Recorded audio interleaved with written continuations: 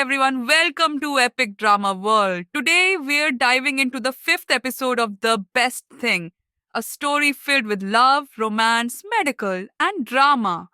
When Shen Shifan returned home, she was radiant, her mood noticeably different from usual. Both Shen Dad and Shen Mom were surprised by the change, eventually concluding that she had reconciled with Yan Heng.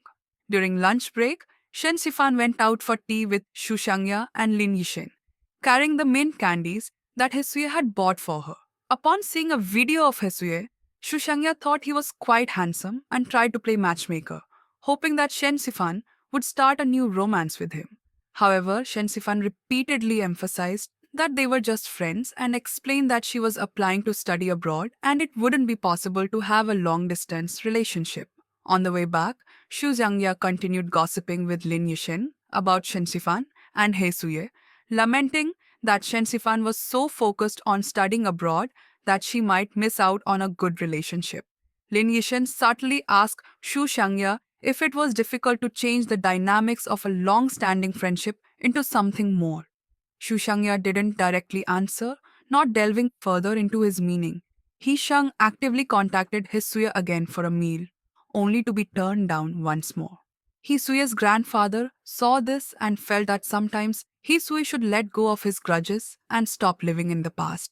However, Hisui still resented his father for being so focused on work that he neglected the family, which led to his mother's death. It was this resentment that had driven him to apply for traditional Chinese medicine instead of following his father's suggestion to pursue Western medicine, and the rift between them had never healed. That evening, Shen Mom discovered a photo of Shen Sifan and Hisui in the owner's group chat and immediately confronted Shen Sifan. Reluctantly, Shen Sifan had to confess to her parents about breaking up with Yan Heng and explained that she was applying to study abroad. Shen Dad and Shen Mom were torn. They felt sympathy for her, but also pointed out that she was getting older, and studying abroad would lead to various practical challenges in her career. Shen Shifan couldn't convince her parents, feeling physically and emotionally drained.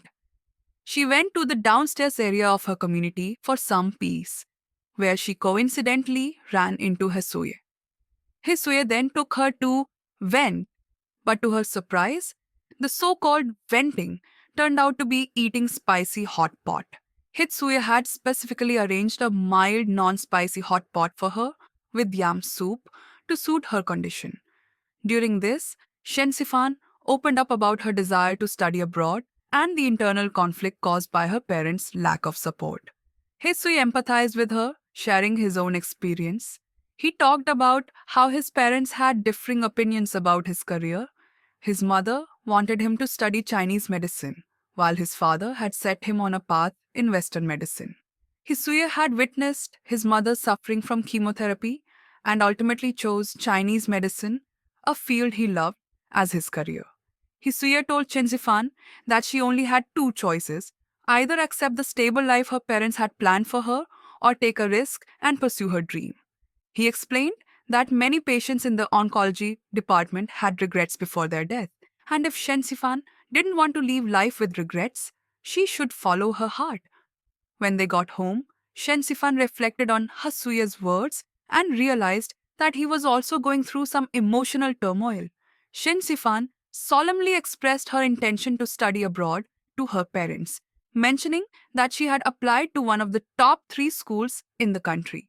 She told them that if she failed, there would be no complaints or regrets. Afterwards, she sent Hasuya a comforting message in her room, but he didn't reply right away. At that moment, Hisuya was alone under a tree, venting his emotions while skateboarding. It wasn't until Shensifan rushed outside, excitedly telling him that her parents had supported her decision to study abroad, that Hisuya smiled. To celebrate the good news, Hisuya drove Shensifan to a peaceful spot by the lake. They enjoyed the beautiful scenery and quiet atmosphere, which allowed them to relax. Shen Sifan suggested that they watch the sunrise together, which deeply touched Hesui. He knew that she wanted to spend time with him, so they stayed together until dawn, watching the beautiful morning light. Hisui bought breakfast for both of them, and they sat side by side, watching the sunrise in silence, immersed in the peaceful moment. When the first autumn rain arrived, Shen Shifan unexpectedly experienced a bout of menstrual pain. At the same time, Mr. Ding, a client, was furious because he had lost his ring, and Shen Shifan had to brave the heavy rain to search for it in the garden.